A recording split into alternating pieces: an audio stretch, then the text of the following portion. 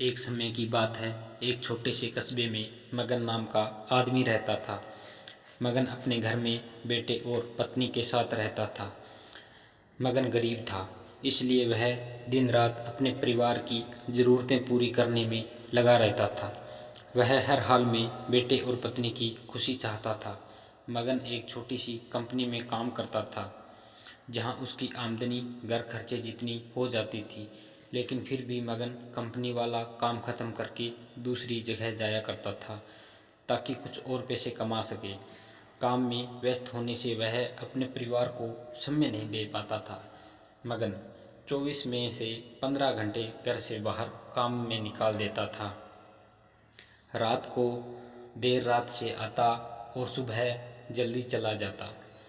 इस तरह कुछ दिन बीत गए। एक दिन मगन की पत्नी ने उससे कहा कि आप पूरे दिन काम करते हैं और हमें समय नहीं देते हैं। वैसे भी हमारा खर्चा आराम से निकल जाता है, तो आप इतनी मेहनत क्यों करते हो? हमारे पास जितना है उसी में हमें खुश रहना चाहिए। चलिए आज हम तीनों कहीं घूमने चलते हैं। तब मगन कहता है कि बस कुछ समय मुझे और मेहनत करने दो, फिर आराम ही आराम है। इस तरह मगन मेहनत करने में लगा रहता है।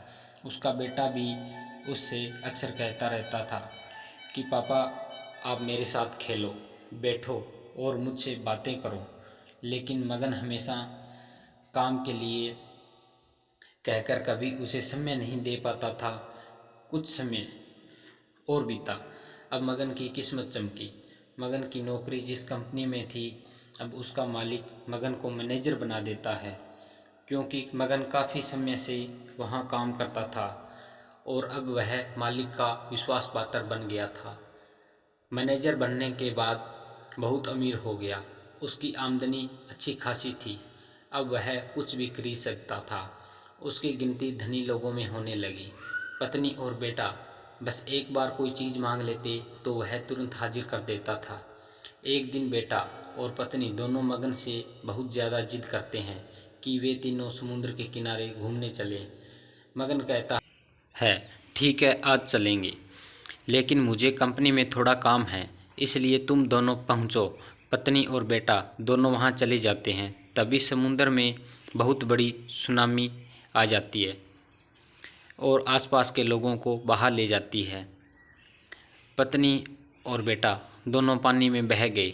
जब मगन वहाँ पहुँचा तो ऐसी हालात देख घबरा जाता है।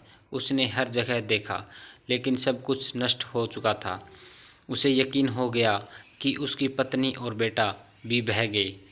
वो ज़ोर ज़ोर से रोने लगा और अपनी पत्नी की बात को याद करने लगा कि हमारे पास जितना है उसी में खुश रहना चाहिए और कभी अपने परिवार के साथ खुशी के नए पल बनाने चाहिए, ताकि हम उसे हमेशा अपने दिल में संभाल कर रख सकें।